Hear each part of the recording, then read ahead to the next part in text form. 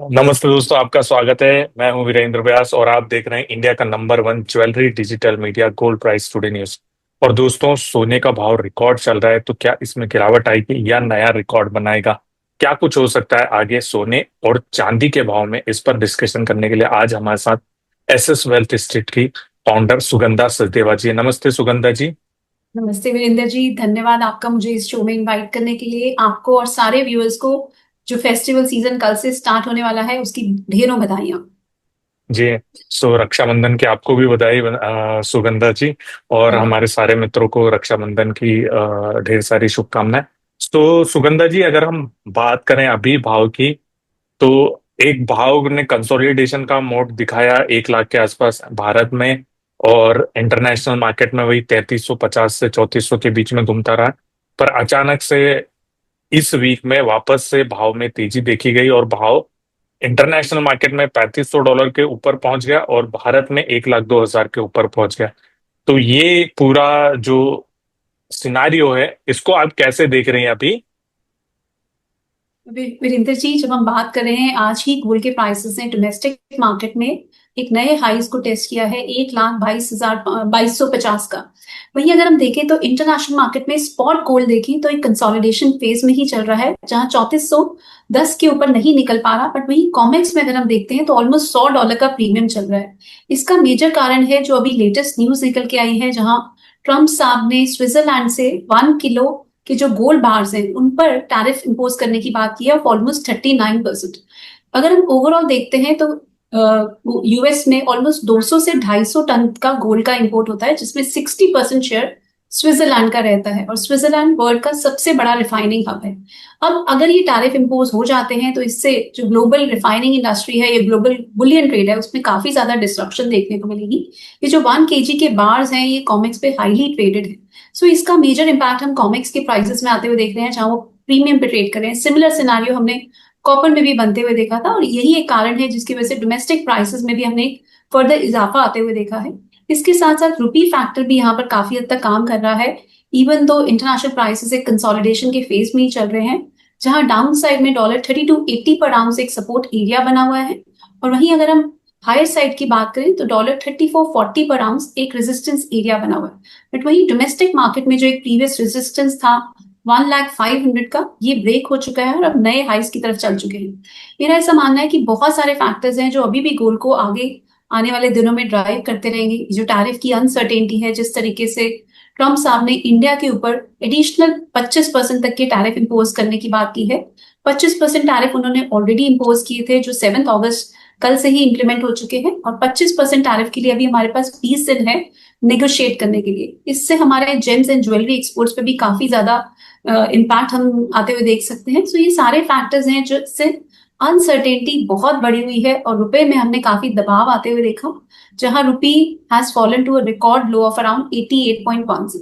सो इससे इक्वेशन जो है इंटरनेशनल गोल्ड की और डोमेस्टिक गोल्ड की कुछ हद तक बदल गई है, एक डाइवर्जेंस देखने को मिल रहा है। इसके साथ साथ काफी एक्सपेक्टेशंस बनी हुई हैं कि फेड अपनी अगली मीटिंग में 25 बेसिस पॉइंट तक का रेट कट करेंगे। बिकॉज जिस तरीके से लास्ट वीक का जॉब्स रिपोर्ट का डेटा निकल के आया, और उन्होंने पिछले कुछ महीनों की भी जॉब्स एडिशन को रिवाइज किया है ऑन द लोअर साइड, ये इंडिकेट कर रहा है कि यूएस की जो जॉब मार्केट है वहां पर कुछ हद तक हम कूल ऑफ आते हुए देख रहे हैं, कुछ नरमी बनती हुई दिख रही है। सो ये एक बहुत बड़ा फैक्टर है जिसकी वजह से फेड अपनी नेक्स्ट मीटिंग में एक रेट कट कर सकते हैं 25 बेसिस पॉइंट का, जिससे हम डॉलर पे दबाव आते हुए देखेंगे आने वाले दिनों में। और ये फैक्टर गोल्ड के प्राइसेस के लिए बहुत फेवरेबल है। ऐसा जनरली अगर हम देखें तो गोल्ड एंड डॉलर का एक इनवर्स कोरिलेशन रहता है। जब भी डॉलर इंडेक्स में हम दबाव बनते हुए देखते हैं वो गोल्ड के प्राइसेस को सपोर्ट करता है।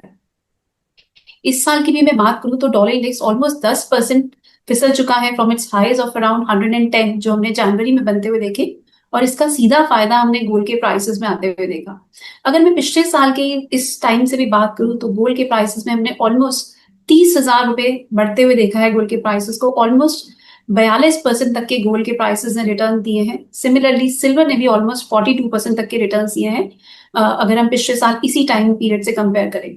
सो ओवरऑल एक तेजी का माहौल बना हुआ है। बट यस, मार्केट अगले कुछ दिनों में थोड़ी वॉलेटिलिटी जरूर दिखा सकती है, बिकॉज नेक्स्ट वीक देखें तो यूएस का इन्फ्लेशन के आंकड़े आने वाले हैं। इसके साथ साथ अगस्त एंड की तरफ अगर देखें तो फेड चेयर की जैक्सन होल में एक स्पीच है, जिससे उनके मॉनेटरी पॉलिसी का क्या आउटलुक रहेगा उस पर भी काफी नजर रहेगी।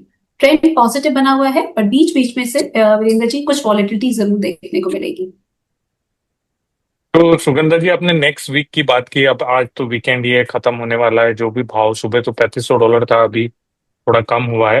तो आपको क्या लग रहा है नेक्स्ट वीक में ज्यादा उठापटक होने की संभावना है? क्योंकि जैसे आपने कहा, जैक्सन होल का जो स्पीच रहता है वो बहुत ही इंपॉर्टेंट रहता है, जो फेडरल रिजर्व के चेयरमैन वहां पर देते हैं। तो क्या नेक्स्ट वीक भी काफी वोलेटाइल रहने वाला है सोने और चांदी के हिसाब से? वीरेंद्र जी, नेक्स्ट वीक नहीं है ये जैक्सन होल की स्पीच, ये 21 अगस्त को लाइंड अप है। बट नेक्स्ट वीक यूएस का सीपीआई डेटा लाइंड अप है, ये काफी इंपॉर्टेंट रहेगा। पर जिस तरीके से टैरिफ को लेके रोज ही कुछ नए अपडेट्स निकल के आ रहे हैं ट्रम्प की साइड से, अब उन्होंने अपनी जो ये ट्रेड वॉर है इंडिया के साथ काफी बढ़ा दी है, स्विट्जरलैंड के साथ काफी बढ़ा दी है, ब्राजील पे भी उन्होंने ऑलमोस्ट 50% तक के टैरिफ इंप्लीमेंट कर दिए हैं, सेमीकंडक्टर्स पे वो 100% टैरिफ इम्पोज करने की बात कर रहे हैं, फार्मा इंपोर्ट्स जो इंडिया से होते हैं उस पे भी उन्होंने 250% तक के टैरिफ की बात की है। सो बहुत सारी उनकी रेगुलर स्टेटमेंट्स निकल के आ रही है। वो चाहते हैं कि मैन्युफैक्चरिंग यूएस में शिफ्ट हो जाए। गोल्ड का स्पेसिफिकली बात करें तो वो चाह रहे हैं कि रिफाइनिंग एक्टिविटीज जो है वो यूएस में शिफ्ट हो जाए, और इसी वजह से उन्होंने स्विट्जरलैंड पे के जो इम्पोर्ट्स हैं वहां पर उन्होंने 39% टैरिफ की बात की है। सो ये सारे फैक्टर्स, ये सारे मूविंग पार्ट्स रहेंगे, इन पे नजर करना बहुत जरूरी है। यही फैक्टर्स गोल्ड के प्राइसेस को आगे भी ड्राइव करते रहेंगे। अगर मैं लेवल्स की बात करती हूँ तो मेरा ऐसा मानना है कि नियर टर्म में 99,600 गोल्ड के लिए एक इंपॉर्टेंट सपोर्ट एरिया रहेगा। और अगर हाई साइड की बात करें तो 1,02,400 के ऊपर अगर गोल्ड के प्राइसेस निकल जाते हैं तो इसमें फर्दर भी अपसाइड देखने को मिलेगी। वहीं अगर मैं स्पॉट गोल्ड की बात करूं तो 3410 के ऊपर अगर गोल्ड के प्राइसेस निकलते हैं तो फर्दर तेजी देखने को मिलेगी। $34.40 तक ये तेजी एक्सटेंड हो सकती है, और अगर ये लेवल ब्रेक हो जाता है तो फर्दर सिग्निफिकेंट अपसाइड भी गोल्ड में देखने को मिल सकती है। बट यस, अभी कुछ रेजिस्टेंस लेवल है, इन पे जरूर नजर करें। यहाँ से कुछ हद तक प्रॉफिट बुकिंग भी देखने को मिल सकती है, बिकॉज पिछले हफ्ते देखें तो प्राइसेस पूरे हफ्ते हमने एक स्ट्रॉन्ग अप ट्रेंड में आते हुए देखे। नॉन फार्म पेरोल का डेटा लास्ट फ्राइडे को रिलीज हुआ, उसके बाद से ही गोल्ड में एक अपवर्ड ट्रेंड बना हुआ है। थोड़ा सा कूल ऑफ जरूर आ सकता है, पर ट्रेंड ब्रॉडली जब तक 99,600 होल्ड कर रहा है नियर टर्म में पॉजिटिव रहेगा। अगर मैं ब्रॉडली बात करूं तो 97,000 जब तक होल्ड कर रहा है ट्रेंड पॉजिटिव रहेगा गोल्ड में। 3410 अपने स्पॉट का प्राइस बताया, क्योंकि कॉमिक्स में तो अभी बिल्कुल, भाव। कॉमिक्स में हाँ जी 3500 के आसपास चल रहे हैं। जी जी जी, क्योंकि वो दर्शकों को बताना जरूरी है। बहुत सारे लोग कंफ्यूज हो जाते हैं।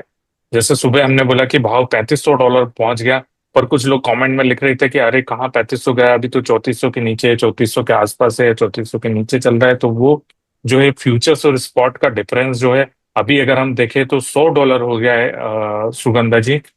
और ये जो डिफरेंस है बहुत ज्यादा बड़ा डिफरेंस हो गया। मतलब सोचिए, $100 कोई लंदन या अमेरिका या ऐसे कोई ट्रेड कर रहा है थ्रू आउट द क्लॉक, तो उसको कितना आर्बिट्राज मिल रहा है इस पर्टिकुलर चीज में। मैं थोड़ा सा इस चीज को समझाना चाहूंगी कि ये प्रीमियम क्यों है मार्केट में। सी अभी ये टैरिफ इम्पोजिशन की जो लिबरलाइजेशन डेट थी उससे पहले ही काफी सारा जो लंदन के वेयर हाउसेज में गोल्ड था उसको यूएस में मूव किया जा रहा था, कॉमिक्स के वेयर हाउसेज में। और इसी वजह से यूएस में अगर हम देखें तो प्राइसेस काफी प्रीमियम पे ट्रेड कर रहे थे, और अब ये प्रीमियम और ज्यादा बढ़ गया है बिकॉज अब ये थ्रेट काफी रियल नजर आ रहा है। बिकॉज अगर स्विट्जरलैंड पे ये 39% के टैरिफ लग जाते हैं सो ऑब्वियसली यूएस के कंज्यूमर्स के लिए गोल्ड काफी एक्सपेंसिव हो जाएगा, और उसी का रिफ्लेक्शन हम कॉमिक्स फ्यूचर्स में आते हुए देख रहे हैं। बट वहीं इंटरनेशनल गोल्ड के प्राइसेस $100 कम चल रहे हैं, बिकॉज ओवरऑल अगर हम ग्लोबली देखते हैं तो यही एक प्राइस बेंचमार्क है जिसको हम फॉलो करते हैं। एंड वहां पर अभी भी गोल्ड के प्राइसेस $34.10 पर आउंस पर एक रेजिस्टेंस फेस कर रहे हैं, जहां हमने एक रिकॉर्ड हाइज बनते हुए देखे थे ऑफ ऑलमोस्ट $3500 पर आउंस। आपने कहा कि यूएस में सोना खरीदना मुश्किल हो जाएगा। सोना जो इन्वेस्टमेंट के लिए, जैसे 1 किलो के बार पर उन्होंने लगाया, पर इधर उन्होंने भारत पर 50% टैरिफ लगा दिया है। और भारत जो है बड़ी मात्रा में ज्वेलरी एक्सपोर्ट करता है यूएस को, तो न सोना खरीद पाएंगे न ज्वेलरी खरीद पाएंगे। सो बिल्कुल, वो लोग जो है काफी ना डायमंड, ना गोल्ड, ना सिल्वर की ज्वेलरी खरीद पाएंगे, और इवन गोल्ड जो इन्वेस्टमेंट के लिए, तो यूएस के जो सिटीजन्स है, ये टैरिफ का उनको बड़ा, जिसको आप कह सकते हैं, झटका महसूस होगा, और अभी कर भी रहे हैं वहां पर वो इस चीज को लेकर। एक और चीज मैं चांदी को लेकर आपसे समझना चाहूंगा सुगंधा जी, कि आपको क्या लग रहा है अभी चांदी का भाव कितना हो सकता है, क्योंकि लगातार चांदी 1,10,000 के ऊपर बनी हुई है। जी वीरेंद्र जी, मेरा ऐसा मानना है कि पिछले हफ्ते चांदी के प्राइसेस ने 1,09,000 पे एक बहुत स्ट्रॉन्ग टेक्निकल डबल बॉटम का पैटर्न बनाया है। अब जब तक ये लेवल होल्ड कर रहा है, ट्रेंड पॉजिटिव रहेगा। और बिल्कुल मैं नियर टर्म की बात करूं तो 1,12,200 के लेवल पर एक बहुत स्ट्रॉन्ग सपोर्ट बन गया है। इसी स्टॉप लॉस के साथ मेरा ऐसा मानना है कि जो भी बाइंग करे उसमें आप कुछ भी डिप्स मिलते हैं तो सिल्वर में बाइंग कर सकते हैं। 1,16,500 के ऊपर अगर सिल्वर के प्राइसेस निकल जाते हैं तो एक नई तेजी सिल्वर के प्राइसेस में देखने को मिलेगी। और अगर मैं इंटरनेशनल मार्केट की बात करूं तो $39 पर आउंस के ऊपर अगर प्राइसेस सस्टेन करते हैं तो एक जंप, सिग्निफिकेंट जंप देखने को मिल सकता है $42 पर आउंस। वीरेंद्र जी, हम दिसंबर 2024 से ये कहते आ रहे हैं कि सिल्वर के प्राइसेस इस साल $42 पर आउंस को टेस्ट कर सकते हैं, और ये पॉसिबिलिटी अब जल्दी ही नजर आ रही है। ये लेवल्स जल्दी देखने को मिल सकते हैं। जिस तरीके से सिल्वर ने कैचअप गेम खेला है गोल्ड के साथ और अब ऑलमोस्ट उसको ओवरटेक कर लिया है in terms of overall returns जो हम इस साल आते हुए देख रहे हैं, ये आउट परफॉर्मेंस लग रहा है आने वाले दिनों में भी कंटिन्यू रहेगी। इवन तो गोल्ड में हम सेफ हेवन डिमांड आते हुए देख रहे हैं, बट सिल्वर में भी स्ट्रॉन्ग हम डिमांड आते हुए देख रहे हैं, ये कंटिन्यू रहेगा। मेरा ऐसा मानना है कि सिल्वर के प्राइसेस ओवरऑल 1,25,000 तक के लेवल्स को टेस्ट कर सकते हैं। टाइम करना थोड़ा मुश्किल है, बट दिवाली तक ये काफी ज्यादा चांसेस नजर आ रहे हैं। बट अगर मैं करंट मोमेंटम देखूं या अनसर्टेनिटी का माहौल देखूं, पॉसिबल है कि ये लेवल्स पहले भी देखने को मिल सकते हैं। सुगंधा जी, बहुत अच्छा लगा आपसे बातचीत करके। और जाते जाते कोई डिस्क्लेमर देना चाहेंगे? और दोस्तों, सुगंधा जी हमें बोल रहे थे कि हम इनका इंटरव्यू लगातार नहीं करते, तो अब इनके साथ डे फिक्स कर रहे हैं फ्राइडे का। और फ्राइडे के दिन अब सुगंधा जी हमेशा हमारे साथ जुड़ेंगे। अगली बार अगर ये ना जुड़े तो आप लोग कमेंट करके मुझे बताइएगा। चलिए सुगंधा जी, बहुत अच्छा लगा, डिस्क्लेमर बता दीजिए। वीरेंद्र जी, मेरी भी सारे व्यूअर से रिक्वेस्ट रहेगी कि आप अपने कुछ भी फीडबैक है उसको शेयर करें। वीरेंद्र जी के चैनल को जरूर लाइक करें, सब्सक्राइब करें। ऑलरेडी आप लोग फॉलो करते हैं, और भी भारी मात्रा में हम चाहेंगे कि आप इस चैनल को लाइक करें और पॉपुलर करें इस चैनल को। इसके साथ साथ मैं डिस्क्लेमर की बात करूं, मेरी पर्सनली M6 में कोई पोजीशन नहीं है, बट यस, हमने सिमिलर व्यूज अपने क्लाइंट्स के साथ भी शेयर किए हैं, उनके पास ये पोजीशंस हो सकती है। और यहाँ पर हमने जो भी डिस्कशन किया वो एजुकेशन पर्पसेस के लिए किया। आप कोई भी ट्रेडिंग या इन्वेस्टमेंट का डिसीजन लेते हैं, अपने इन्वेस्टमेंट एडवाइजर से सलाह लेके ही करें। Thank you so much Sugandha ji, thank इतनी यू। सारी जानकारी देने के लिए।